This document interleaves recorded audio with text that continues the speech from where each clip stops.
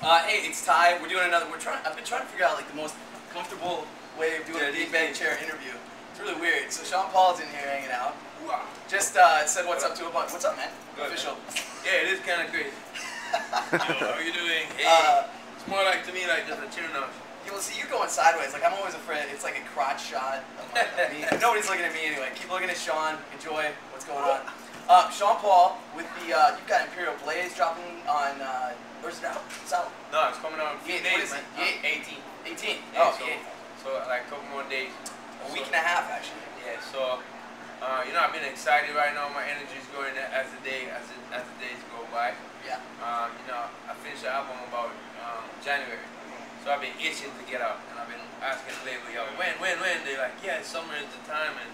Well, I just remember, dude, you got 60 tracks that you put together for the album. Yeah. How many ended up on it? About 20. I mean, you got So Fine for sure. That's in there. Yeah, that's the first single. Press It Up is a new single coming after that. Press It Up. Yeah, hot one you can look out for. But it's like I think it's 20 because I've been arguing with people. You know what I mean? They're like, no, we only put 19 and we only put 17. I was like, no, put this back, put that back. Because I like so many songs. So I think it's 20. So they've been trying to squeeze it down. Yeah, but I think we came to understand that they kind of know. You know what I mean? Yeah. They know. Yeah. Not sure if this is better or not. I can't really tell. That looks awkward, man. I don't know, but I just feel like anyway, whatever. Cool. Check out the bottom of the Adidas. We're here to see you anyway. Here's something I'm going to ask you, and I hope that I'm trying not to phrase it offensively because it's something I'm real proud of you for. But as far as like mainstream media, talking like People magazine and things like that, you don't seem to have to use those gimmicks that, I don't know, like Britney Spears or somebody like that. Would you know, you're not just in for picture's sake. Yeah. It seems like you've got almost sort of like a reclusive attitude toward that stuff. Like you're hiding from that paparazzi kind of stuff. Yeah. I don't really enjoy it. You know what I mean? I think that I've read about even interviews that I've done with decent, upstanding, you know, things, and unless it's not a video interview that people can actually see what I said, sometimes people still get it mixed up.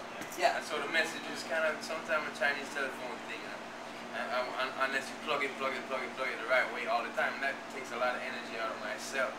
So, like, for instance, what do you like some people just take an angle and be like, oh, this person always spends money at the kitchen, and you know what I mean? And they're like, every time I go there, I have people come check me. I take pictures of you. Okay. I don't do it. They're just trying to play up some angle that only happened one time. Yeah. And so I can't bother with all that hype, man. I mean, to me, I come from a great generation, a great tradition of music, and like people like Bob Marley, like I'm not playing around. I'm the person that's representing for that whole for reggae and for dancehall, and I'm one of the people.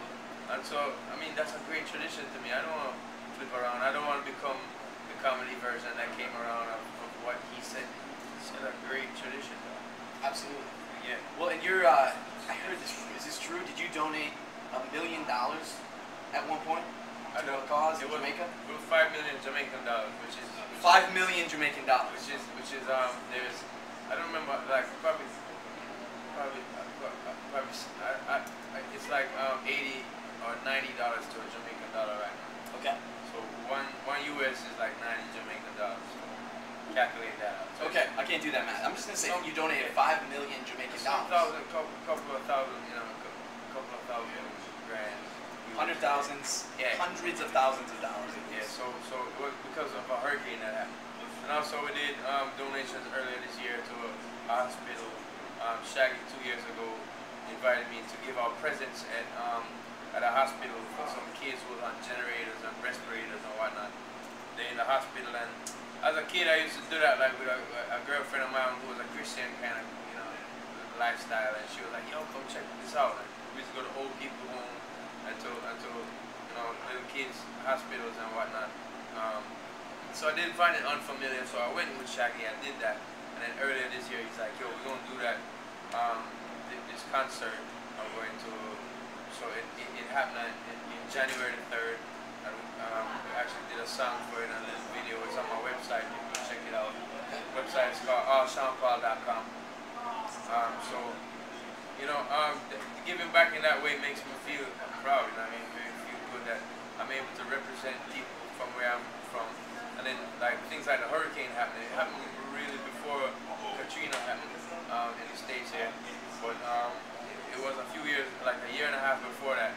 And it really, I had been through about 4 hurricanes that were very strong hurricanes in my life, but they didn't really damage the place. A couple people lost their lives, unfortunately, and stuff like that. So I knew what it felt to go through, and it was the first hurricane that came along in my lifespan, in my lifetime, that I was not there. I was actually touring. So I felt like, damn, you know what I mean? I'm going to be a part of that somehow. Yeah, I want to, I know what it took. It took me 6 months to get back to school. It took me 3 months to get lights. And that was back in '89. So it was September. I remember it was the best September ever. Yeah. We went back to school. We went to school for a week and a half, and then the hurricane flattened everything. Yeah. So now I just kind of remember having to start up back, and they were estimating that people weren't going to be able to go back to school for 6 months again or whatnot. So I gave money to schools, gave money to hospitals that needed help, and it was just a good feeling. Actually, we just split up some money off of the tour that we were on, and just like send it immediately. And then we did a check presentation and whatnot. But those are the things I've been involved with so far in Jamaica. Trying to do a lot more, but you know, focusing on music and touring and whatnot, so it's been difficult to kind of focus back on an exact organization that I'm trying to put together. So we'll see what's up, man. Well, I mean, you're talking the music though. That's got to mean a lot to Jamaica because you've done a lot, like you said, just with reggae itself, and on top of that, for your own music, you've got a Grammy, Billboard Music Awards. I'm trying to remember what else I'm missing out on. I got MTV Awards. MTV Awards, like crazy. Awards from England. I got American Music Awards. That's what I was thinking. That was amazing. I couldn't believe that I got it. What are you hoping for out of Imperial Blaze? I'm just hoping for a memorable album. You know what I mean? I'm always hoping for that. Okay. You know what I mean? The things that come after that, like you know, all these accolades that I did receive from Dr. Rock and from Trinity, amazing. It's like those times I'm floating, I'm like, what's happening? Is this real me? I mean, I watched my face. The first thing I did was when I accepted the prize and got my speech, because it was a very important thing to me, because in the Grammys, we as Jamaican artists or reggae artists will win a Grammy every year, but we're not telecast. We're not telecasted, so our speech, no one hears it. In Jamaica? Yeah, well, no one hears it abroad. And the Grammys, we're not telecast. The reggae section is not telecast, so it's an unfortunate thing, but they just don't have enough time, and the genre is a small genre. I just happen to be someone who's big in it. And then so it's a growing genre, and so like when American Music Awards came now and said, you win, and gave me the chance to speak live with millions of people watching, I don't remember what I said, but I know I must have bigged up my country on it, because it was on my mind.